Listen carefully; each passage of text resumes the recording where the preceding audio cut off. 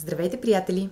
Вие сте с Христина, а това видео е за онези от вас, които пожелаха да направя маска за коса с тривитаминол. Имайте предвид, че правя различни видове такива маски. Тук ще ви представя една от тях. Надявам се да ви е интересно. Приятно гледане! За целта ще използвам следните продукти. Една супена лъжица ракия, една супена лъжица мед, една супена лъжица кисело мляко, една супена лъжица хума или каолин и един жълтък. А от основната съставка ще сложа 2 супени лъжици. Като използвам супена лъжица за мярка и всъщност ще разбъркам с тази пластмасова лъжица тривитаминол. Една, 2, една супена лъжица ракия. Аз сипвам по малко повече, тъй като обикновено сместа не ми стига.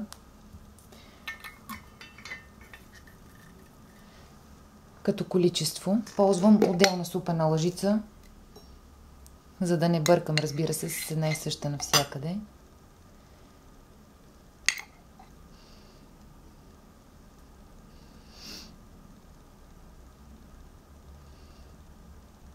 Ще сложа още малко мед.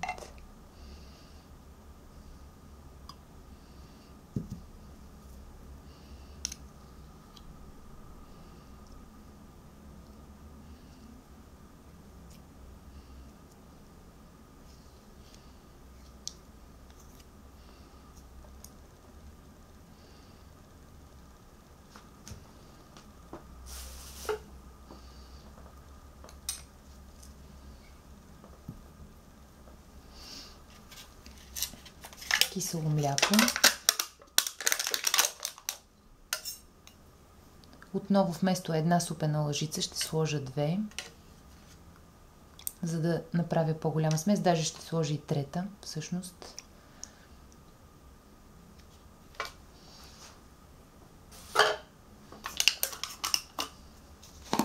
Една супена лъжица хума. Но тук пак ще си позволя да сложа 2.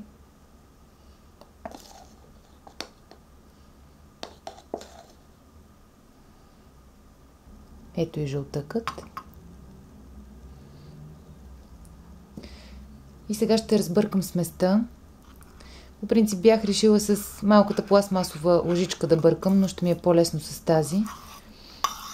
Исках заради хумата да разбъркам с пластмасова лъжичка, но определено с тази ще ми е по-удобно. Бъркам до получаването на хомогенна смес, за да може да се нанася по-лесно.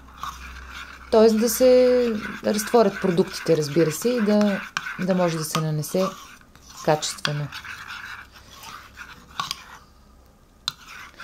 Сега обикновено на този етап, когато видя количеството на сместа и започвайки да мажа, някой път не ми стига самото количество и добавям примерно кисело мляко или някое масло, да речем, може да бъде зехтин или някакво друго масло или свинска мас. След което тази смес, вече когато е добре разбъркана, я нанасям първо в корените на косата, след което разнасям по дължините и накрая увивам разбира се, дигам косата, ако не може да се задържи добре, я хващам с някаква шнола. Увивам след това с някакъв найлонов плик или с шапка за баня.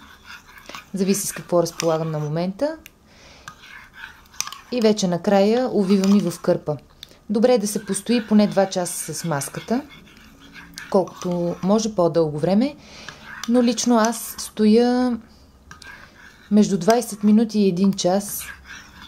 Просто обикновено нямам нито времето, нито търпението да стоя толкова време с такава маска.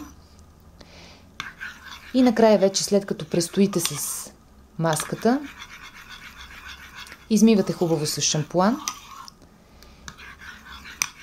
И това е. Тази маска за коса благоприятства растежа, гъстотата, еластичността и блясъка на косата ви. Ако харесвате такъв тип видеа, моля ви харесайте видеото, абонирайте се за още такива. Надявам се да го споделите с приятели, ако сметнете, че ще е полезно за някого. И благодаря ви за гледането. До нови срещи. Чао!